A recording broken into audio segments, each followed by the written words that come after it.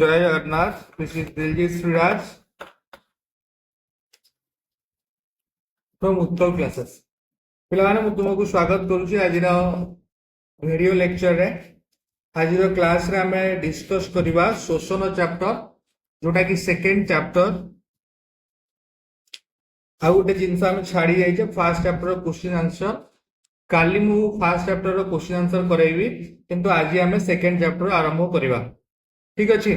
तेरे शोषण देख पिले शोषण कौन ना आम शोषण कहूचे जेतबले कौन हुए ना तुमर सरलीकृत खाद्य शोषण शोषण प्रक्रिया द्वारा जीव ग्रहण करथिबा खाद्यर जारण बा दहन घटी शक्ति मुक्त हेबा सह अंगारकाम्ल निर्गत हुए। कौन निर्गत हुए पिले अंगारकाम्ल निर्गत हुए। तेबे एठी सही कथा ही लिखा है जे पोषण प्रक्रिया रे ओके उत्पादन आम जो पोषण चैप्टर पढ़ी से कौन होता ना खाद्य को सरलीकृत करा ताले खाद्य से सरलीकृत खाद्य को ये शोषण रे यूज होची।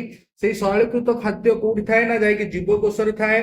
सो से जीवकोश रे थिबा सरलीकृत खाद्य शोषण प्रक्रिया द्वारा जीव ग्रहण करथिबा खाद्यर जारण बा दहन घटी से सरलीकृत खाद्यर जारण बा दहन घटी से शक्ति एवं अंगारकाम्ल निर्गत होता है। कौन निर्गत हुए शक्ति आ अंगारकाम्ल निर्गत हुए। देन बुझी पार्ल पिले शोषण रे कौन हुए शक्ति आ अंगारकाम्ल निर्गत हुए। शोषण प्रकार शोषण को दी भाग रे हम विभक्त करछे गोटे वायु उपजीवी शोषण आ गोटे वायु अपजीवी शोषण। तेबे तुमको मन भीतर प्रश्न आसुथिबो सर वायु उपजीवी शोषण कौन वायु अपजीवी शोषण कौन। वायु उपजीवी शोषण कहिले अम्लजान उपस्थिति रे हेउथिबा शोषण हेउची वायु उपजीवी शोषण। ताले वायु उपजीवी शोषण कौन ना अम्लजान उपस्थिति रे हेउथिबा शोषण। अम्लजान उपस्थिति रे हेउथिबा शोषण होउची वायु उपजीवी शोषण। अम्लजान अनुपस्थिति रे हेउथिबा शोषण होउची वायु अपजीवी शोषण। ताले वायु उपजीवी शोषण कौन वायु अपजीवी शोषण कौन पिले बुझिएला अम्लजान उपस्थिति रे जो शोषण हुए ताहाको हमें वायु उपजीवी शोषण कहू एवं अम्लजान अनुपस्थिति रे जो शोषण हुए हम ताको वायु अपजीवी शोषण कहू। तार डिटेल डिस्क्रिप्शन आगु अछि आगु पूरा क्लियरली बुझिबा पिले देखो। देन एटी कुहा गला नेक्स्ट टॉपिक कोशीय शोषण। नेक्स्ट टॉपिक कौन पिले कोशीय शोषण। देखो पिले आमे जानिचे कौन ना खाद्यर जारण शक्ति मोचन अंगारकाम्ल निर्गमन प्रकृत पक्षे कोश रे साधित होता है। सो कोश भितर ये ऊपर पढ़िले ना ये कौन पढ़िले ना शोषण प्रक्रिया द्वारा जीव ग्रहण करथिबा खाद्यर चारण बा दहन घटी शक्ति मुक्त हेबा सह अंगारकाम्ल निर्गत होइथाए। आ कौन पढ़िले ना पोषण प्रक्रिया रे उत्पादन होइथिबा सरल खाद्य जीवकोश रे रहिथाए। कोठी रहिथाए जीवकोश रे। तो सेही कथा कुहा जायछि जे कोश रे साधित होइथाए तुमर शोषण। ठीक अछि। तेबे कोशीय शोषण पाई मुख्य आधार रसायन रूपे 6 कार्बन युक्त ग्लूकोज अणु को विवेचना करा जाइथाए। ये मुख्य आधार ना 6 कार्बन युक्त ग्लूकोज अणु। ताहाले कोशीय शोषण रो मुख्य आधार किए ना 6 कार्बन युक्त ग्लूकोज अणु। मन रखिबा कोशीय शोषण रो आधार होची 6 कार्बन युक्त ग्लूकोज अणु। नेक्स्ट देखो अम्लजान उपस्थिति रे ग्लूकोज जारण द्वारा अंगारकाम्ल निर्गत हेबा सहित अधिक शक्ति युक्त विजारित अणु और शक्ति मुद्रा तैयारी हुए। ताहले देखो कौन हबो ना जेतबेले सेही 6 कार्बन युक्त ग्लूकोज अणु को आमे अम्लजान उपस्थिति रे जारण करिबा सेतबेले कौन हबो तादिरो अंगारकाम्ल आ H2O निर्गत हबो। एठी जहा कोहाय कि एठी शोषण एठी कोशीय शोषण जेहेतु सेही शोषणटा कोश भितर हुए तार रिएक्शन टा एठी तुम देखि परथबो जे ग्लूकोज अणु ऑक्सीजन संगे चारण घटिकी सेथुरु 6CO2 बा अंगारकाम्ल H2O आ शक्ति निर्गत होउची। देन कोशीय शोषण 3 पर्याय घटिता। ए जो कोशीय शोषण हम पढ़िले ए कोशीय शोषण होबा पई 3टा पर्याय लागि थाए। 3टा पर्याय देई कोशीय शोषण होई थाए। सेही कथा लिखा गला कोशीय शोषण 3 पर्याय रे घटि थाए। प्रथम पर्याय होउची ग्लाइकोलिसिस, द्वितीय पर्याय होउची साइट्रिक अम्ल चक्र, तृतीय पर्याय होउची इलेक्ट्रॉन परिवहन संस्था। तेबे आमे देखिबा ग्लाइकोलिसिस कोन साइट्रिक अम्ल चक्र कोन इलेक्ट्रॉन परिवहन संस्था कोन। देखो पिले प्रथमे देखिबा ए तीनटा को डिटेल डिस्कशन करिया पूर्वरु ताकू पढ़िबा को हेले कोशीय शोषण आधार विषय पढ़िबा निहाती जरूरी। ठीक अछि पिले देखो पिले कोश भितरे कोश जीवक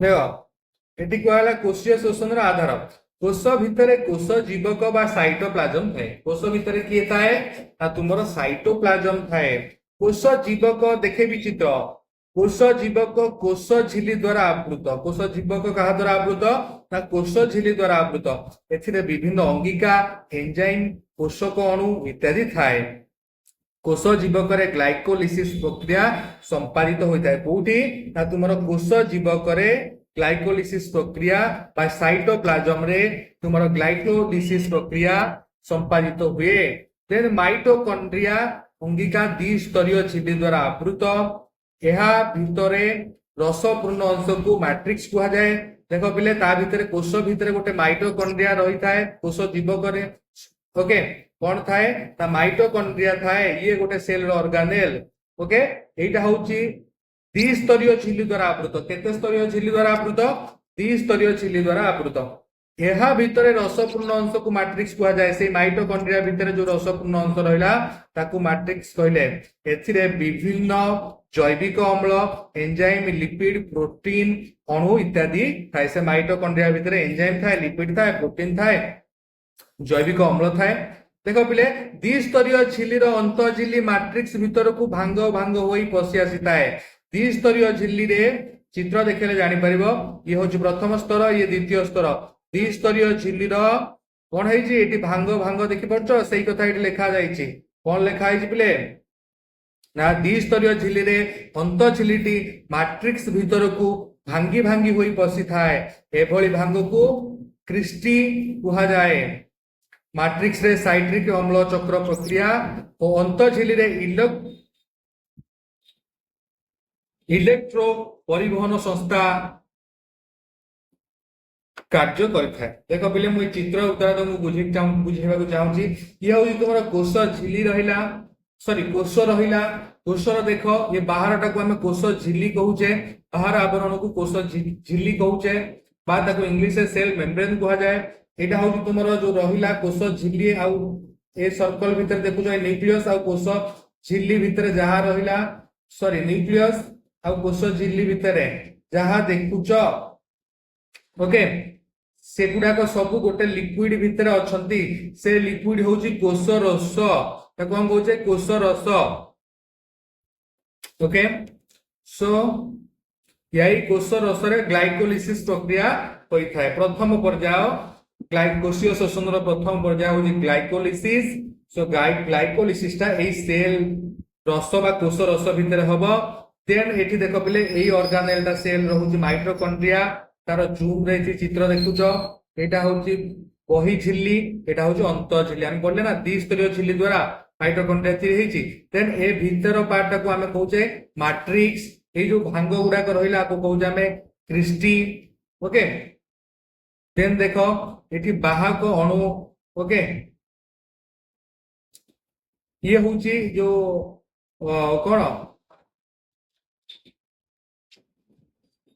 এই আবরণ को এটি পরিবর্ধিত করে দেখা হইছে ওকে এই আবরণ তো দেখিবা को वास्तव रे এইভাবে ঠিক আছে দেখো পিলে বুঝি পাইলো কোষীয় শোষণৰ আধার কোষ ভিতরে কোষ জীবক থায়ে এটি দেখাইলি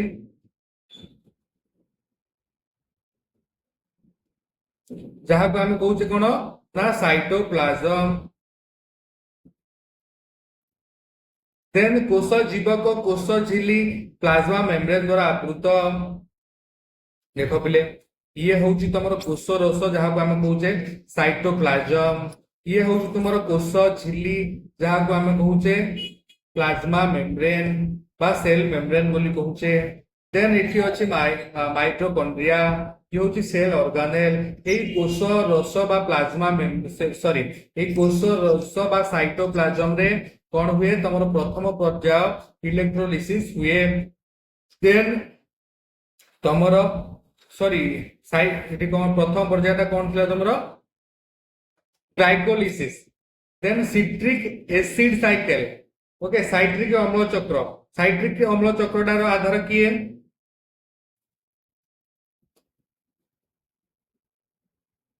ମାଇଟୋକଣ୍ଡ୍ରିଆ ଅଙ୍ଗିକା ଦ୍ୱିସ୍ତରୀୟ ଝିଲ୍ଲି ଦ୍ୱାରା ଆବୃତ ଦେଖିଲ ଏହା ଭିତର ରସପୂର୍ଣ୍ଣ ଅଂଶକୁ ମାଟ୍ରିକ୍ସ କୁହାଯାଏ ଏଥିରେ ବିଭିନ୍ନ ଜୈବିକ ଅମ୍ଳ ଏନଜାଇମ୍ ଲିପିଡ ପ୍ରୋଟିନ ଅଣୁ ଇତ୍ୟାଦି ଥାଏ ଦେଖ ପିଲେ ଏଇଟା ହଉଛି ଲିକ୍ୱିଡ ମ୍ୟାଟେରିଆଲ ଯାହାକୁ ଆମେ ମାଟ୍ରିକ୍ସ କହୁଛେ ଆ ଭିତରେ ତାର ଅର୍ଗାନେଲ୍ସ ଅଛନ୍ତି ସେଇ କଥା କୁହାଗଲା ଦ୍ୱିସ୍ତରୀୟ ଝିଲ୍ଲିରେ ଅନ୍ତଃ ଝିଲ୍ଲିଟି ମାଟ୍ରିକ୍ସ ଭିତରକୁ ଭାଙ୍ଗି ହୋଇ ପଶି ଆସିଥାଏ ଏଇଭଳି ଭାଙ୍ଗକୁ କ୍ରିଷ୍ଟି କୁହାଯାଏ ଏଇ ଯୋଉ ଭାଙ୍ଗ ଗୁଡାକ ଆମେ ତାକୁ କ୍ରିଷ୍ଟି ବୋଲି କହିଲେ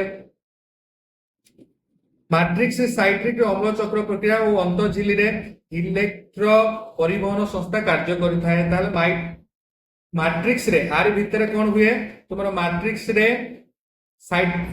ସାଇଟ୍ରିକ୍ ଅମ୍ଳ ଚକ୍ର ପ୍ରକ୍ରିୟା ହୁଏ ଓ ଅନ୍ତଃ ଝିଲ୍ଲିରେ କଣ ହୁଏ ନା ତୁମର ଇଲେକ୍ଟ୍ରୋ ପରିବହନ ସଂସ୍ଥା ହୋଇଥାଏ ଏଇ ଅନ୍ତଃ ଝିଲ୍ଲିରେ କଣ ହୁଏ ଇଲେକ୍ଟ୍ରୋ ପରିବହନ ସଂସ୍ଥା ହୁଏ ଦେନ୍ ଆ ଭିତରେ କ୍ରିଷ୍ଟିରେ କଣ ହୁଏ ମାଟ୍ରିକ୍ସ ରେ ତମର କଣ ହୁଏ ନା ତୁମର ସେକେଣ୍ଡ ପର୍ଯ୍ୟାୟ ଯୋଉଟା ସାଇଟ୍ରିକ୍ ଅମ୍ଳ ଚକ୍ର ସେଟା କୋଉଠି ହୁଏ ନା ମାଇଟୋକଣ୍ଡ୍ରିଆର ମାଟ୍ରିକ୍ସ ରେ କୋଉଠି ହୁଏ ମାଇଟୋକଣ୍ଡ୍ରିଆର ମାଟ୍ରିକ୍ସ ରେ ଦେନ୍ ଇଲେକ୍ଟ୍ରନ ପରିବହନ ସଂସ୍ଥା ଦେନ୍ କଣ ଇଲେକ୍ଟ୍ରନ ପରିବହନ ସଂସ୍ଥା ସେ କୋଉଠି ଅନ୍ତଃ ଝିଲ୍ଲିରେ ଏଇ ଅନ୍ତଃ ଝିଲ୍ଲିର ପରିବର୍ଦ୍ଧିତ ପାର୍ଟ ଦେଖୁଛ ୟାରି ଭିତରେ କଣ ହବ ତୁମର ଇଲେକ୍ଟ୍ରନ ପରିବହନ ହବ ଦେଖ ପିଲେ ଫାଷ୍ଟ ପ୍ରୋସେସ ଗ୍ଲାଇକୋଲିସିସ୍ କହିଥିଲି ଏବେ ଗ୍ଲାଇକୋଲିସିସ୍ କଣ ଜାଣିବା ଗ୍ଲାଇକୋଲିସିସ୍ କହିଲେ କଣ ବୁଝୁଛ ଗ୍ଲାଇକୋଲିସିସ୍ ସେତେବେଳେ କହୁଛନ୍ତି ଗ୍ଲାଇକୋଲିସିସ୍ କଣ ଆମେ ସାର୍ ବୁଝିନୁ ଓକେ ବୁଝିବା ଦେଖ କୋଷ ଜୀବକରେ ଗ୍ଲାଇକୋଲିସିସ୍ ପ୍ରକ୍ରିୟା ହୁଏ ଏବେ ଦେଖଉଥିଲି ତମକୁ ଗ୍ଲାଇକୋଲିସିସ୍ ପ୍ରକ୍ରିୟା କୋଉଠି ହଉଛି କୋଷ ଜୀବକ ଜାଣିପାରିଲ କୋଷ ଜୀବକ କୋଉଟା କୋଷ ଜୀବକ କୋଉଟା ଜାଣିପାରିଲ କି ଦେଖେଇ ଦଉଛି ଆଉ ଥରେ ଇଏ ହଉଛି କୋଷ ରସ ବା ସାଇଟୋପ୍ଲାଜମ ସେଗୁଡାକୁ ଆମେ କୋଷ ଜୀବକ କହୁଛେ ଏଠି ଗୋଟେ ଲିକ୍ୱିଡ ମ୍ୟାଟେରିଆଲ ଅଛି ସେଗୁଡାକ ହଉଛି କୋଷ ରସ ସେଇଗୁଡାକୁ ଆମେ କହୁଛେ ସାଇଟୋପ୍ଲାଜମ ତେବେ ଏଥିରେ କଣ ହୁଏ ଏହି ପ୍ରକ୍ରିୟାରେ ଗ୍ଲୁକୋଜର ବିଘଟନ ଦୁଇ ସୋପାନରେ ପରିଚାଳିତ ହୁଏ ତାହେଲେ ଜେନେରାଲି ଏଠି କଣ କୁହାଗଲା ନା ଏହି ପ୍ରକ୍ରିୟାରେ ଗ୍ଲାଇକୋଲିସିସ୍ ରେ କଣ ହବ ଗ୍ଲୁକୋଜର ବିଘଟନ ହବ ମନେ ରଖିବା ଗ୍ଲାଇକୋଲିସିସ୍ ରେ କାହାର ବିଘଟନ ହୁଏ ଗ୍ଲାଇକୋଲିସିସ୍ ଗୋଟେ ପ୍ରକ୍ରିୟା ଯେଉଁଠାରେ ଗ୍ଲୁକୋଜର ବିଘଟନ ହବ ସେଟା ପୁଣି କଣ ଦିଟା ସୋପାନ ଦେଇକି ହବ ପ୍ରଥମ ସୋପାନରେ କଣ ହବ ନା 6 କାର୍ବନ ଯୁକ୍ତ ଗ୍ଲୁକୋଜ ଅଣୁ ଏଟିପି ଗ୍ରହଣ କରି ଉଦ୍ଦୀପିତ ହେବା ଦ୍ୱାରା ଦୁଇଟି 3 କାର୍ବନ ଯୁକ୍ତ ସରଳ ଶର୍କରାରେ ବିଭକ୍ତ ହୁଏ ଏଠି କଣ ହଉଛି ନା ଗ୍ଲୁକୋଜ ଟା ଡିଭାଇଡେଡ ହେଇକି ସରଳ ଶର୍କରାରେ ପରିଣତ ହଉଛି 6 କାର୍ବନ ଯୁକ୍ତ ଗ୍ଲୁକୋଜ ଅଣୁ ଏଟିପି ସହିତ ମିଶିକି 3 କାର୍ବନ ଯୁକ୍ତ ସରଳ ଶର୍କରାରେ ପରିଣତ ହଉଛି କଣ ହଉଛି ନା 6ଟି କାର୍ବନ ଯୁକ୍ତ ଗ୍ଲୁକୋଜ ଅଣୁ ଏଟିପି ସାଙ୍ଗରେ 6ଟି କାର୍ବନ ଯୁକ୍ତ ଗ୍ଲୁକୋଜ ଅଣୁ ଏଟିପି ସାଙ୍ଗରେ ଉଦ୍ଦୀପିତ ହୋଇ 3 କାର୍ବନ ଯୁକ୍ତ ସରଳ ଶର୍କରା ରେ ପରିଣତ ହୁଏ ଗ୍ଲୁକୋଜ ଭାଙ୍ଗିଲେ ଶର୍କରା ହବ ଏଥିରେ କିଛି ଭାବିବାର ନାହିଁ ତ 6 କାର୍ବନ ଯୁକ୍ତ ଗ୍ଲୁକୋଜ ଅଣୁ ଯେତେବେଳେ ଏଟିପି ସାଙ୍ଗରେ ମିଶୁଛି ସେତେବେଳେ 3 କାର୍ବନ ଯୁକ୍ତ ସରଳ ଶର୍କରାରେ ପରିଣତ ହଉଛି ବୁଝିଗଲା ପିଲେ ଦେନ୍ ଦେଖ ଦ୍ୱିତୀୟ ସୋପାନରେ ପ୍ରଥମ ସୋପାନରେ କଣ ହବ 6 କାର୍ବନ ଯୁକ୍ତ ଗ୍ଲୁକୋଜ ଅଣୁ 3 କାର୍ବନ ଯୁକ୍ତ ଶର୍କରାରେ ପରିଣତ ହବ ଦ୍ୱିତୀୟ ସୋପାନରେ ସେଇ 3 କାର୍ବନ ଯୁକ୍ତ ଶର୍କରାକୁ ପୁଣି ଭଙ୍ଗା ହବ ଜୈବ ରାସାୟନିକ ପ୍ରକ୍ରିୟା ଦ୍ୱାରା ପାଇରୁଭିକ ଅମ୍ଳ ନାମିତ ଏକ 3 କାର୍ବନ ଯୁକ୍ତ ଜୈବିକ ଅମ୍ଳରେ ପରିଣତ ହବ ପୁଣି ଦ୍ୱିତୀୟ ସୋପାନରେ କଣ ହବ ପ୍ରଥମ ସୋପାନରେ ଗ୍ଲୁକୋଜ କୁ ଭାଙ୍ଗିକି ସରଳ ଶର୍କରା ପୁଣି ସରଳ ଶର୍କରାକୁ ଭାଙ୍ଗିକି ଜୈବ ରାସାୟନିକ ପ୍ରକ୍ରିୟା ଦ୍ୱାରା ପାଇରୁଭିକ ଅମ୍ଳ ନାମିତ ଏକ 3 କାର୍ବନ ଯୁକ୍ତ ଜୈବିକ ଅମ୍ଳରେ ପରିଣତ ହୁଏ ଓକେ କଣ ହବ ଦ୍ୱିତୀୟ ସୋପାନରେ 3 କାର୍ବନ ଯୁକ୍ତ ଯୋଉ ଶର୍କରା ଦେଇଥିବ ତାର ଜୈବିକ ରାସାୟନିକ କ୍ରିୟା ଦ୍ୱାରା ତାର ଜୈବ ରାସାୟନିକ କ୍ରିୟା ଦ୍ୱାରା ପାଇରୁଭିକ ଅମ୍ଳ ନାମିତ ଏକ 3 କାର୍ବନ ଯୁକ୍ତ ଜୈବିକ ଅମ୍ଳରେ ପରିଣତ ହେବ। କୋଉଥିରେ ପରିଣତ ହେବ ନା ପାଇରୁଭିକ ଅମ୍ଳରେ କନଭର୍ଟ ହେବ କିଏ ନା ତୁମର 3 କାର୍ବନ ଯୁକ୍ତ ଶର୍କରା।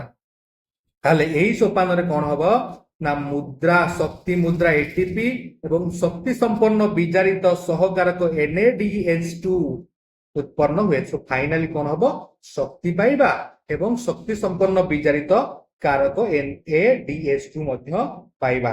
ଦେଖ ପିଲେ କଣ ହେଇଛି ଏଠି ଦେଖା ହେଇଛି ଯେ 3 କାର୍ବନ ଯୁକ୍ତ ପାଇରୁଭିକ ଅମ୍ଳ ଏଠି କଣ ହେଇଛି 3 କାର୍ବନ ଯୁକ୍ତ ଆଗକୁ ବିଷୟରେ ଜାଣିବ 3 କାର୍ବନ ଯୁକ୍ତ ଯୋଉ କଥା ମୁଁ ପଢେଇଲି ସେଇ କଥା ହିଁ ଅଲଗା କିଛି ନାହିଁ। 3 କାର୍ବନ ଯୁକ୍ତ ପାଇରୁଭିକ ଅମ୍ଳ ଏଠି ଅମ୍ଳଜାନ ଉପସ୍ଥିତିରେ କଣ ହେଇଛି ଅମ୍ଳଜାନ ଉପସ୍ଥିତିରେ କଣ ଦେଇଛି ନା 2 କାର୍ବନ ଯୁକ୍ତ ଇଥାନଲ ଦେଇଛି ଅଙ୍ଗାରକାମ୍ଳ ଦେଇଛି ଶକ୍ତି ଦେଇଛି।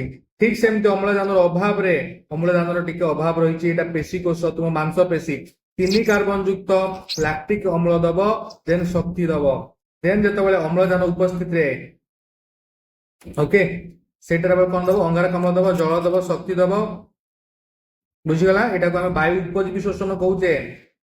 ଅନୁପସ୍ଥିତିରେ ଅପଜୀବୀ ମନେ ପଡିଲା ଉପଜୀବୀ ଶୋଷଣ ଅପଜୀବୀ ଅମ୍ଳଜାନ ଅନୁପସ୍ଥିତିରେ ଏଟା ଅମ୍ଳଜାନ ଅନୁପସ୍ଥିତିରେ ହଉଛି ତେଣୁକରି ଏଇଟା ହବ କଣ ବାୟୁ ଅପଜୀବୀ ଶୋଷଣ ଏଟା ଅମ୍ଳଜାନ ଉପସ୍ଥିତିରେ ହଉଛି ଏଟା ଉପଜୀବୀ ଶୋଷଣ ବୁଝିଗଲା। ଏଟା ଅମ୍ଳଜାନ ଅଭାବରେ ଅମ୍ଳଜାନ ଅଛି କିନ୍ତୁ କମ ଅଛି ଆଉ ଏଇ ଜିନିଷଟା ଆଗକୁ କାମରେ ଲାଗିବ ଏଇନାକା ଆମେ ଦେଖିବା ଜଷ୍ଟ ଏଇଟା ମୁଁ ଦେଖେଇଦେଲି। ଦେଖ ପିଲାମାନେ କୋଷ ପରିବେଶରେ ଅମ୍ଳଜାନ ମାତ୍ର କୋଷ ପରିବେଶରେ ବା କୋଷ ଭିତରେ ଅମ୍ଳଜାନର ମାତ୍ରା ଅନୁଯାୟୀ ପାଇରୁଭିକ ଅମ୍ଳ ବିଭିନ୍ନ ଜୈବିକ କ୍ରିୟା ମାଧ୍ୟମରେ ପରିଚାଳିତ ହୋଇଥାଏ। ଦେଖ ଆମ କୋଷ ପରିବେଶରେ ଯେତିକି କଣ ଅଛି ଅମ୍ଳଜାନର ମାତ୍ରା ଅନୁଯାୟୀ ପାଇରୁଭିକ ଅମ୍ଳ ବିଭିନ୍ନ ଜୈବିକ କ୍ରିୟା ମାଧ୍ୟମରେ ପରିଚାଳିତ ହୋଇଥାଏ। ଆମ କୋଷ ଭିତରେ ଯେତିକି ଅମ୍ଳଜାନ ଥିବ ସେଇ ଅନୁସାରେ ପାଇରୁଭିକ ଅମ୍ଳକୁ ସିଏ ରିଆକ୍ଟ କରିବ। ସୋ ଏଠି ଆମେ ଦେଖିଲେ ଏଠି ଅମ୍ଳଜାନର ଅନୁପସ୍ଥିତି ଏଠି କଣ 3 କାର୍ବନ ଯୁକ୍ତ ସେଇ ଯୋଉ ପାଇରୁଭିକ ଅମ୍ଳଟା ଭାଙ୍ଗୁଛି ନା ପାଇରୁଭିକ ଅମ୍ଳ ହିଁ ଭାଙ୍ଗୁଛି 3 ଥର ପାଇରୁଭିକ ଅମ୍ଳ ଏଠି ଭାଙ୍ଗିଲା 2 କାର୍ବନ ଯୁକ୍ତ ଅଙ୍ଗାରକାମ୍ଳ 2 କାର୍ବନ ଯୁକ୍ତ ଇଥାନଲ ଦେଲା ଅଙ୍ଗାରକାମ୍ଳ ଦେଲା ଶକ୍ତି ଦେଲା। ଏଠି ଅମ୍ଳଜାନ ଅଭାବରେ 3 କାର୍ବନ ଯୁକ୍ତ ପାଇରୁଭିକ ଅମ୍ଳ କଣ ଦେଲା ନା 3 କାର୍ବନ ଯୁକ୍ତ ଲାକ୍ଟିକ ଅମ୍ଳ ଆଉ ଶକ୍ତି ଦେଲା। ঠিক ସେମିତି 3 କାର୍ବନ ଯୁକ୍ତ ପାଇରୁଭିକ ଅମ୍ଳ ଏଠି ଅମ୍ଳଜାନ ଉପସ୍ଥିତିରେ କଣ ଦେଲା ଅଙ୍ଗାରକାମ୍ଳ ଦେଲା ଜଳ ଦେଲା ଶକ୍ତି ଦେଲା। ଦେଖ ସେଇ କଥା ଏଠି ଲେଖିଛି ଅମ୍ଳଜାନ ଅନୁପସ୍ଥିତିରେ ଇଷ୍ଟ ଭଳି ଅଣୁଜୀବ କୋଷରେ ପାଇରୁଭିକ ଅମ୍ଳ 2 କାର୍ବନ ଯୁକ୍ତ ଇଥାନଲ ବା ସୁରାସାରରେ ପରିଣତ ହୁଏ। ଏହା ବାୟୁ ଅପଜୀବୀ ଶୋଷଣ ଏହାକୁ ମଧ୍ୟ ସୁରାସାର କିଣନ ବୋଲି କୁହାଯାଏ। ଏହା କଣ କୁହାଯାଏ ସୁରାସାର କିଣନ କୁହାଯାଏ। ଦେଖ କଣ କହିଛି ନା ଅମ୍ଳଜାନ ଅନୁପସ୍ଥିତିରେ ଇଷ୍ଟ ଭଳି ଅଣୁଜୀବର କୋଷରେ ପାଇରୁଭିକ ଅମ୍ଳ କଣ ହୁଏ ନା 2 କାର୍ବନ ଯୁକ୍ତ ଇଥାନଲ ବା ସୁରାସାରରେ ପରିଣତ ହୁଏ। ଦେନ ଦେଖ ଅମ୍ଳଜାନର ଅମ୍ଳଜାନ ଥିବ କିନ୍ତୁ ଅଭାବ ଥିବ ପାଇରୁଭିକ ଅମ୍ଳ 3 କାର୍ବନ ଯୁକ୍ତ ଲାକ୍ଟିକ ଅମ୍ଳରେ ପରିଣତ ହୁଏ। ଏହା କୋଷ ରସରେ ଘଟିଥାଏ। ଏଟା କୋଉଠି ଘସିବ ଏଟା ପେଶୀ କୋଷରେ ଘଟିଥାଏ। ଫଳରେ ସମୟ ସମୟରେ ମାଂସପେଶୀ ସଂକୋଚନ ବା ବାକୁଲା ହୋଇଯାଏ। ଦେଖ ପିଲେ ବାକୁଲା ବା କ୍ରାମ୍ପ ଆମର ସମସ୍ତଙ୍କର ବାକୁଲି ହୁଏ। ତାହେଲେ ବାକୁଲି କଣ ପାଇଁ ହୁଏ ନା ଯେତେବେଳେ ଅମ୍ଳଜାନର ଅଭାବ ରହିବ ଓକେ ଯେତେବେଳେ କୋଷୀୟ ଶୋଷଣ ହଉଥିବ ଏବଂ ଅମ୍ଳଜାନର କୋଷୀୟ ଶୋଷଣ ପାଇଁ ଯେତେବେଳେ ଇଲେକ୍ଟ୍ରୋଲିସିସ୍ ହଉଥିବ କୋଷୀୟ ଶୋଷଣ ଯେତେବେଳେ ପ୍ରଥମ ପର୍ଯ୍ୟାୟ ଚାଲିଥିବ ସେତେବେଳେ କଣ ହବ ନା ଅମ୍ଳଜାନର ଯଦି ଅଭାବ ଥିବ ସେ ସମୟରେ ପାଇରୁଭିକ ଅମ୍ଳ କଣ କରିବ 3 କାର୍ବନ ପାଇରୁଭିକ ଅମ୍ଳ ଭାଙ୍ଗିକି 3 କାର୍ବନ ଯୁକ୍ତ ଲାକ୍ଟିକ ଅମ୍ଳରେ ପରିଣତ ହୁଏ। ଦେନ ଏହା ପେଶୀ କୋଷରେ ଘଟିଥାଏ। ଏଟା କୋଉଠି ହୁଏ ଆମ ମାଂସପେଶୀରେ ଘଟେ ପେଶୀ କୋଷରେ ଘଟେ। ଫଳରେ ସମୟ ସମୟରେ ମାଂସପେଶୀ ସଂକୋଚନ ବା ବାକୁଲା ହୋଇଯାଏ। ଆମ ଗୋଡରେ ଯୋଉ ଶିରା ମୟୂରକୁ ଯାଏ ଆମେ କହୁନା ବାକୁଲି ସେଇଥିପାଇଁ ବାହାରେ। ଠିକ ଅଛି ପିଲେ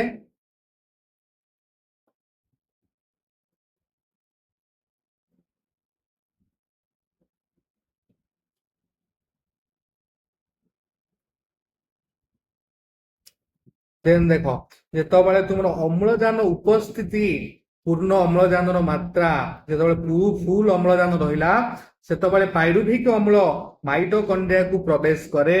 କୋଉଠିକି ଯାଏ? କୋଷର ଯୋଉ ମାଇଟୋକଣ୍ଡ୍ରିଆକୁ ସେତେବେଳେ ଯିବ। କାହିଁକି? ସେଠି କଣ ହବ ଆମେ ଦେଖିବା। ସୋ କେତେବେଳେ ଯିବ? ଯେତେବେଳେ ଅମ୍ଳଜାନର ଉପସ୍ଥିତି ସମ୍ପୂର୍ଣ୍ଣ ଥାଏ। ପାଇରୁଭିକ ଅମ୍ଳ ସେତେବେଳେ ଡାଇରେକ୍ଟ ନ ଭାଙ୍ଗିକି ମାଇଟୋକଣ୍ଡ୍ରିଆକୁ ପ୍ରବେଶ କରେ। ମାଇଟୋକଣ୍ଡ୍ରିଆ କୋଉଠି ଥାଏ? ନା କୋଷରେ ଥାଏ। ଦେଖେଇ ଦଉଛି, ଇଏ ହଉଛି ମାଇଟୋକଣ୍ଡ୍ରିଆ, ଇଏ ହଉଛି ତମର କୋଷ, ଇଏ ହଉଛି କୋଷ ରସ। କୋଷ ରସ ଭିତରେ ମାଇଟୋକଣ୍ଡ୍ରିଆ ଗୋଟେ ଅର୍ଗାନେଲ। ସୋ ସେଇ କୋଷ ଭିତରେ ଥିବା ମାଇଟୋକଣ୍ଡ୍ରିଆକୁ ସେ ଯିବ।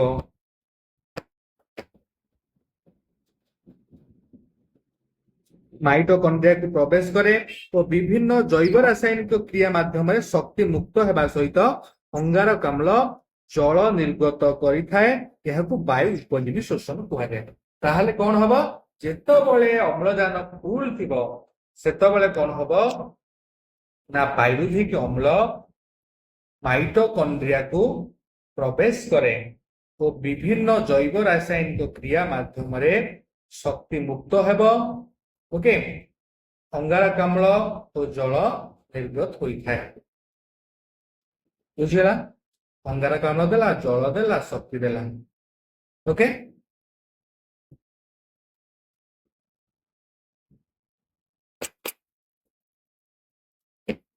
ବୁଝିଗଲା? ଇଏ ହଉଛି ଇଲେକ୍ଟ୍ରୋଲିସିସ୍ ବା ସରି ଗ୍ଲାଇକୋଲିସିସ୍। ଗ୍ଲାଇକୋଲିସିସ୍ ପ୍ରକ୍ରିୟା କଣ ଜାଣିପାରିଲ କି ପିଲେ?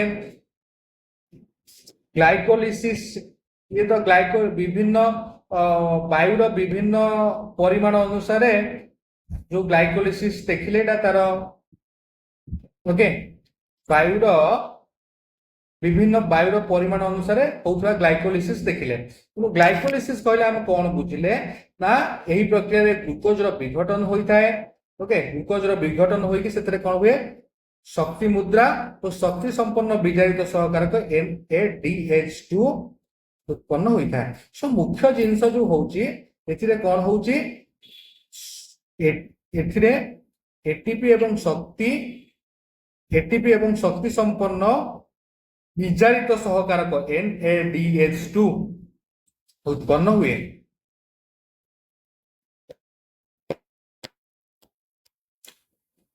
देन देखो साइट्रिक अम्ल चक्र। माइटोकॉन्ड्रिया साइट्रिक अम्ल चक्र प्रक्रिया संगठित होता है। ताहले एटा कोठी होची ता सेल भीतर थिबा माइटोकॉन्ड्रिया रे साइट्रिक अम्ल चक्र प्रक्रिया संगठित हुए। अम्लजान उपस्थिति रे पाइरुभिक अम्ल माइटोकॉन्ड्रिया भीतर को प्रवेश करे और साइट्रिक अम्ल चक्र रे भाग निये। ताहले कोन होइबले ना जेतबेले अम्लजान उपस्थिति रे पाइरुभिक अम्ल माइटोकॉन्ड्रिया भीतर को प्रवेश करे। माइटोकॉन्ड्रिया भीतर थिबा मैट्रिक्स भीतर को प्रवेश करे। जोटा देखै देबी मैट्रिक्स देखैथिली मध्य एटा होची मैट्रिक्स लिक्विड मटेरियल। माइट्रो साइट्रिक अम्ल चक्र कोठी हुए? माइटोकॉन्ड्रिया रे साइट्रिक अम्ल चक्र हुए। अम्लजान उपस्थिति रे पाइरुभिक अम्ल कौन करे? माइटोकॉन्ड्रिया भीतर को प्रवेश करे। साइट्रिक अम्ल चक्र रे भाग निये। पाइरुभिक अम्ल केतबेले माइटोकॉन्ड्रिया रे भाग नब सॉरी साइट्रिक अम्ल चक्र रे भाग नब। पाइरुभिक अम्ल केतबेले साइट्रिक अम्ल चक्र रे भाग नब ना अम्लजान जेतबेले उपस्थित रहबो सेतबेले पाइरुभिक अम्ल माइटोकॉन्ड्रिया भीतर को माइटोकॉन्ड्रिया मैट्रिक्स भीतर को प्रवेश करे और साइट्रिक अम्ल चक्र रे सेतबेले भाग निये। यह दुई पर्याय संपादित होता है। यही साइट्रिक अम्ल चक्र दुई पर्याय संपादित होता है। ताले प्रथम पर्याय कौन हुए देखो? प्रथम पर्याय माइटोकॉन्ड्रिया मैट्रिक्स रे थिबा एंजाइम द्वारा पाइरुभिक अम्ल 2 कार्बन युक्त सक्रिय अणुरे परिवर्तन हुए। माइटोकॉन्ड्रिया भीतर को कौन जाइथिला?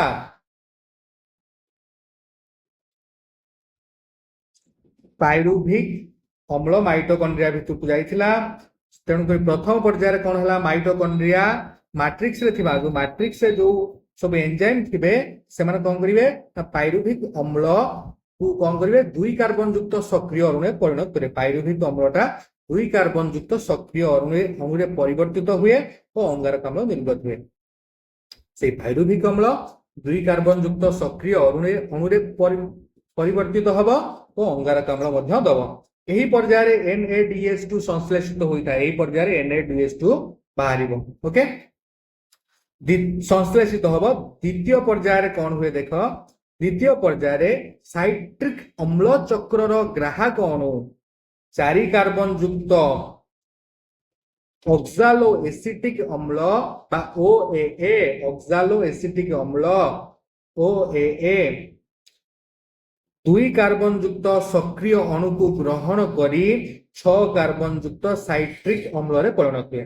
ଦ୍ୱିତୀୟ ପର୍ଯ୍ୟାୟରେ କଣ ହବ ନା, ପ୍ରଥମ ପର୍ଯ୍ୟାୟରେ 2 କାର୍ବନ ଯୁକ୍ତ ଯୋଉ ସକ୍ରିୟ ଅଣୁ ବାହାରିଥିବ ଆଉ କଣ NaDH2 ବାହାରିଥିବ। ଦ୍ୱିତୀୟ ପର୍ଯ୍ୟାୟରେ କଣ ହବ ନା, ସାଇଟ୍ରିକ ଅମ୍ଳ ଚକ୍ରର ଗ୍ରାହକ ଅଣୁ କଣ କରିବ, ଗ୍ରାହକ ଅଣୁ 4 କାର୍ବନ ଯୁକ୍ତ ଅକ୍ସାଲୋ ଏସିଟିକ ଅମ୍ଳ 2 କାର୍ବନ ଯୁକ୍ତ ସକ୍ରିୟ ଅଣୁକୁ ଗ୍ରହଣ କରି 6 କାର୍ବନ ଯୁକ୍ତ ସାଇଟ୍ରିକ ଅମ୍ଳରେ ପରିଣତ ହବ। ତାହେଲେ କଣ ହବ ନା, ଏଇ ଗ୍ରାହକ ଅଣୁଟା 4 କାର୍ବନ ଯୁକ୍ତ ଅକ୍ସାଲିକ ଏସିଟିକ ଅମ୍ଳ କାହା ସାଙ୍ଗରେ ନା 2 କାର୍ବନ ଯୁକ୍ତ ସକ୍ରିୟ ଅଣୁକୁ ଗ୍ରହଣ କରିବ ଏବଂ ତା ଦେହରୁ କଣ ହବ ନା, ଏଠି 2 କାର୍ବନ ଏଠି 2 କାର୍ବନ 6 କାର୍ବନ ଯୁକ୍ତ ସାଇଟ୍ରିକ ଅମ୍ଳରେ ପରିଣତ ହୁଏ।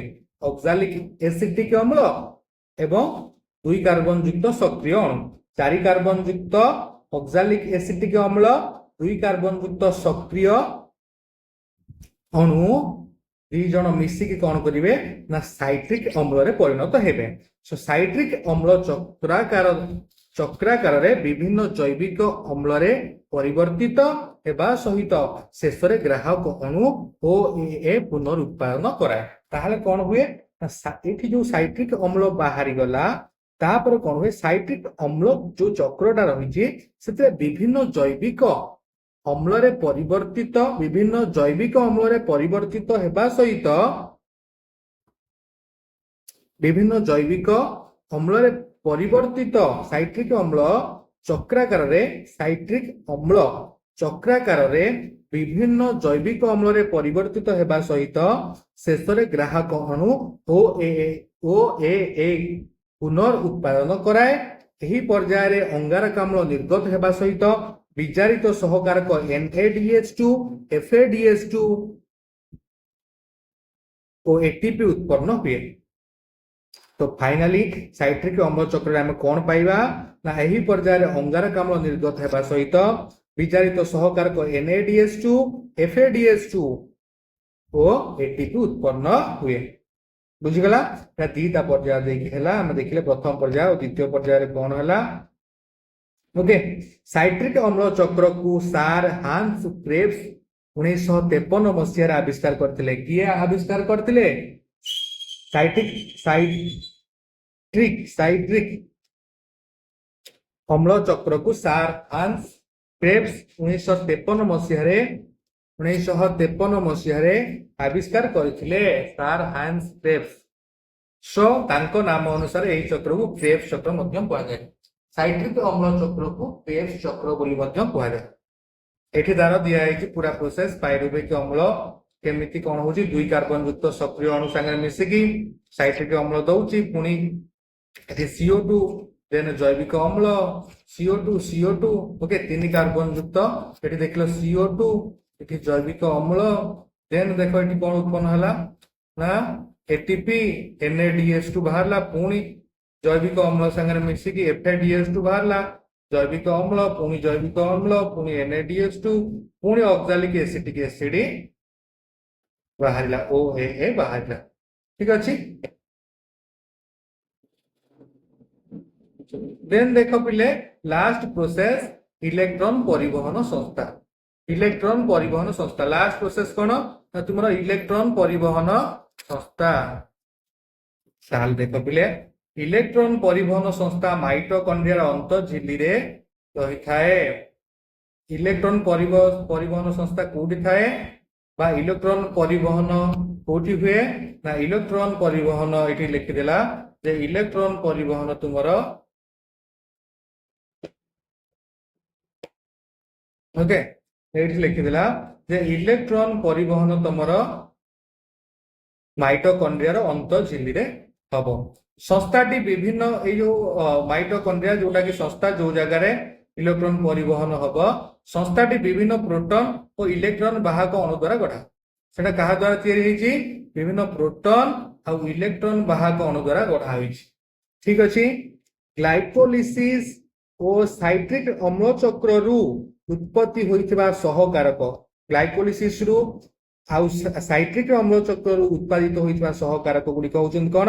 NADH2 and FADH2 ଅଣୁର ଏହି ସଂସ୍ଥା ଦ୍ୱାରା ପ୍ରକ୍ରିୟାକରଣ ହୋଇଥାଏ। ତାହେଲେ ଯୋଉ ସାଇଟ୍ରିକ ଅମ୍ଳ ଚକ୍ର ଆଉ ଗ୍ଲାଇକୋଲିସିସ୍ ରୁ ବାହାରିଥିବ NADH2 ଆଉ FADH2 ଏହି ଅଣୁର ଏହି ସଂସ୍ଥା ଦ୍ୱାରା ପ୍ରକ୍ରିୟାକରଣ ହୋଇଥାଏ ଏବଂ ମୋଚିତ ଶକ୍ତିରୁ ATP ତିଆରି ହୁଏ। ତା ଭିତରୁ କଣ ଆସେ? ATP ଆସେ। ଦେନ୍ ବିଜାରିତ ସହକାରକ ଗୁଡିକ ଇଲେକ୍ଟ୍ରନ ବାହକ ଅଣୁ ଶୃଙ୍ଖଳ ମାଧ୍ୟମରେ ଗତି କରେ ଓ ବାହାରୁଥିବା ପ୍ରୋଟନ ବାହକ ମାଧ୍ୟମରେ ଦୁଇ ଝିଲ୍ଲିର ମଧ୍ୟବର୍ତ୍ତୀ ସ୍ଥାନକୁ ସ୍ଥାନାନ୍ତରିତ ହୁଏ। ଠିକ ଅଛି। ଏଠି କଣ ହୁଏ କୁହାଗଲା ନା ବିଜାରିତ ସହକାରକ ଗୁଡିକ ଇଲେକ୍ଟ୍ରନ ବାହାରି, ଦେଖ ପିଲେ, ବିଜାରିତ ସହକାରକରୁ କଣ ବାହାରିବ ନା ଇଲେକ୍ଟ୍ରନ ବାହାରିବ। ଇଲେକ୍ଟ୍ରନ ବାହକ ଅଣୁ ଶୃଙ୍ଖଳ ମାଧ୍ୟମରେ ଗତି କରେ। ଇଲେକ୍ଟ୍ରନ କାହା ମାଧ୍ୟମରେ ଗତି କରେ? ନା ଇଲେକ୍ଟ୍ରନ ବାହକ ଅଣୁ ଶୃଙ୍ଖଳ ମାଧ୍ୟମରେ ଗତି କରେ ଓ ବାହାରୁ ଥିବା ପ୍ରୋଟନ, ଇଲେକ୍ଟ୍ରନଟା କଣ କରିବ? ପ୍ରୋଟନ ବାହକ ମାଧ୍ୟମରେ ଦୁଇ ଝିଲ୍ଲିର ମଧ୍ୟବର୍ତ୍ତୀ ସ୍ଥାନକୁ ପଳାଏ। ଠିକ ଅଛି। ଶୃଙ୍ଖଳ ଶେଷରେ ଥିବା ବାହକ ଅଣୁ ଏକ ଏନଜାଇମ ଦ୍ୱାରା, ତାହେଲେ ଲାଷ୍ଟ ଶୃଙ୍ଖଳର ଶେଷରେ ଥିବା ବାହକ ଅଣୁ ଏକ ଏନଜାଇମ ଦ୍ୱାରା ଇଲେକ୍ଟ୍ରନ ସହିତ ମାଟ୍ରିକ୍ସ ରେ, ବୁଝିପାରୁଛ, ମାଇଟୋକଣ୍ଡ୍ରିଆ ଏଇଟା ଯଦି ହେଲା, ଏଇଟା ପରିବର୍ତ୍ତିତ, ଏଇଟା ଭାଙ୍ଗିଛି ଏମିତି ସବୁ, এইটা হচ্ছে তোমার ମାଟ୍ରିକ୍ସ।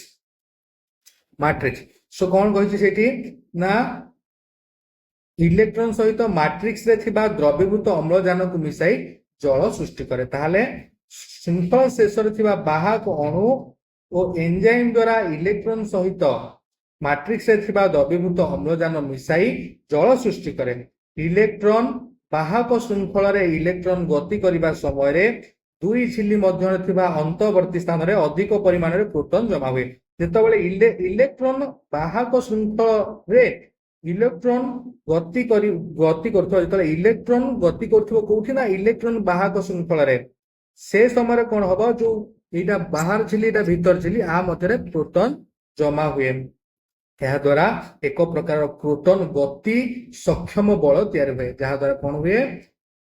ଏକ ପ୍ରକାର ପ୍ରୋଟନ ଗତି ସକ୍ଷମ ବଳ ତିଆରି ହୁଏ। ଏହି ବଳକୁ ଉପଯୋଗ କରି ଏଟିପି ସିନ୍ଥେଜ ନାମକ ଏକ ଏନଜାଇମ ଏଟିପି ପ୍ରସ୍ତୁତ କରେ। ଏଟିପି କଣ ପ୍ରସ୍ତୁତ କରିବ? ନା ଏଟିପି ସିନ୍ଥେଜ ନାମକ ଏକ ଏନଜାଇମ ଏଟିପି ପ୍ରସ୍ତୁତ କରେ। ବାୟୁ ଉପଜୀବୀ ଶୋଷଣରେ 6 କାର୍ବନ ଯୁକ୍ତ ଗ୍ଲୁକୋଜ ସମ୍ପୂର୍ଣ୍ଣ ଭାବରେ ଜାରିତ ହୁଏ ଓ ଏହା ପ୍ରତିଟି କାର୍ବନ ଅଙ୍ଗାରକାମ୍ଳରେ ପରିଣତ ହୁଏ। ଅମ୍ଳଜାନ ଉପସ୍ଥିତିରେ ଏହି ପ୍ରକ୍ରିୟା ଚାଲିଥିଲେ ମଧ୍ୟ କୋଷୀୟ ଶୋଷଣରେ ଶେଷ ସୋପାନରେ ଅମ୍ଳଜାନ ବ୍ୟବହୃତ ହୁଏ। ଗ୍ଲୁକୋଜ ଅଣୁଟି ବାୟୁ ଉପଜୀବୀ ଶୋଷଣରେ 38ଟି ଏଟିପି ଅଣୁ ଦେଇଥାଏ, କିନ୍ତୁ ବାୟୁ ଅପଜୀବୀ ଶୋଷଣରେ ଏହା ମାତ୍ର 2ଟି ଏଟିପି ଅଣୁ ଉତ୍ପନ୍ନ କରେ। ତାହେଲେ ପିଲେ କଣ ବୁଝିଲ? ଫାଇନାଲି ତୁମର କୋଷୀୟ ଶୋଷଣ ପ୍ରକ୍ରିୟା କୋଉଠି ହଉଛି? ତୁମର କୋଷୀୟ ଶୋଷଣ ପ୍ରକ୍ରିୟା ଫାଇନାଲି ତୁମର ଯୋଉ ଇଲେକ୍ଟ୍ରନ ସଞ୍ଚାଳନରେ ତୃତୀୟ ପର୍ଯ୍ୟାୟରେ କଣ ହଉଛି ନା ବାୟୁ ଉପଜୀବୀ ଶୋଷଣରେ ବାୟୁର ଉପସ୍ଥିତିରେ ଯୋଉ ତୁମର ତୃତୀୟ ପର୍ଯ୍ୟାୟ ହେଲା, ସେଥିରେ 6 କାର୍ବନ ଯୁକ୍ତ ଯୋଉ ଗ୍ଲୁକୋଜ ଅଣୁ ତୁମେ ଫାଷ୍ଟ ନେଇଥିଲ, ସେଟା ସମ୍ପୂର୍ଣ୍ଣ ଭାବରେ ଜାରିତ ହେଲା ଏବଂ ପ୍ରତିଟି କାର୍ବନ ଅଙ୍ଗାରକାମ୍ଳରେ ପରିଣତ ହେଲା। ସବୁ ଯାକ କାର୍ବନ ଅଙ୍ଗାରକାମ୍ଳରେ ପରିଣତ ହେଲା। ଅମ୍ଳଜାନ ଉପସ୍ଥିତିରେ ଏହି ପ୍ରକ୍ରିୟା ଚାଲିଥିଲେ ମଧ୍ୟ କୋଷୀୟ ଶୋଷଣରେ ଶେଷ ସୋପାନରେ ଅମ୍ଳଜାନ ବ୍ୟବହୃତ ହୁଏ। ଏ ପ୍ରୋସେସଟା ଅମ୍ଳଜାନ ଉପସ୍ଥିତିରେ ଚାଲିଥିଲେ ମଧ୍ୟ ଶେଷ ସୋପାନରେ ଅମ୍ଳଜାନ ବ୍ୟବହୃତ ହୁଏ। ଗ୍ଲୁକୋଜ ଅଣୁଟି ବାୟୁ ଉପଜୀବୀ ଶୋଷଣରେ 38ଟି ଏଟିପି ଅଣୁ ଦେଇଥାଏ। ତାହେଲେ ଗ୍ଲୁକୋଜ ଅଣୁଟି କଣ କରିବ? ବାୟୁ ଉପଜୀବୀ ଶୋଷଣରେ 38ଟି ଅଣୁ ଦେଇଥାଏ, କିନ୍ତୁ ବାୟୁ ଅପଜୀବୀ ଶୋଷଣରେ ଏହା ମାତ୍ର 2ଟି ଏଟିପି ଅଣୁ ଉତ୍ପନ୍ନ କରେ। ତାହେଲେ ବାୟୁ ଉପଜୀବୀ ଶୋଷଣ ଆଉ ବାୟୁ ଅପଜୀବୀ ଶୋଷଣରେ ଏଠି ଗୋଟେ ପାର୍ଥକ୍ୟ ଦିଆଯାଇଛି ପିଲେ। ନା ଅମ୍ଳଜାନ ଆବଶ୍ୟକ, ଅମ୍ଳଜାନ ଆବଶ୍ୟକ ନଥାଏ। ବାୟୁ ଉପଜୀବୀରେ ଅମ୍ଳଜାନ ଦରକାର ନାହିଁ, ଏଥିରୁ ଅଧିକ ଶକ୍ତି, ଏଥିରୁ କମ ଶକ୍ତି ମିଳେ। ଓକେ, ଦେନ୍ ଏଥିରେ ଅଙ୍ଗାରକାମ୍ଳ ଓ ଜଳ ମୁକ୍ତ ହୁଏ। ଏଥିରେ ଇଥାନଲ, ସୁରାସାର ବା ଲାକ୍ଟିକ ଅମ୍ଳ ସୃଷ୍ଟି ହୁଏ।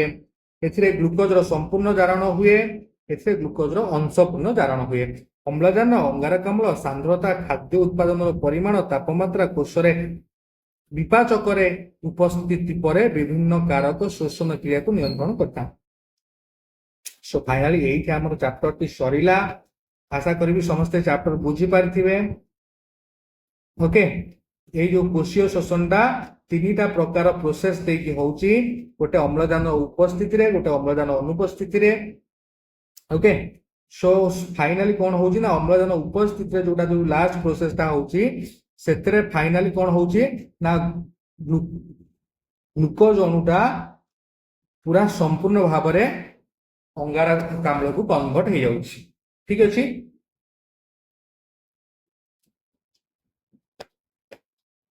ନେକ୍ସଟ କ୍ଲାସରେ यार सेकेंड लेक्चर तो पढ़िबानी ना, सेकेंड लेक्चर आमे पढ़िबा आगो मु काली यार फर्स्ट चैप्टर क्वेश्चन आंसर दे सारला परे आमे सेकेंड चैप्टर रो question answer sorry second chapter को सेकेंड लेक्चर करिबा। ठीक अछि, वीडियो केमति लागला समस्त कमेंट सेक्शन में मते जणेबो। बहुत परिश्रम वीडियो होउची, तब सब पिला चैनल को जो माने नुवा देखुछन्ती से माने सब्सक्राइब करिवे। जदि वीडियो भल लगी चैनल को लाइक करिवे। ओके, पुणी देखा गोटे सुंदर वीडियो लेक्चर रे, से पर्यंत रहुची। वंदे उत्कल जननी, जय जगन्नाथ।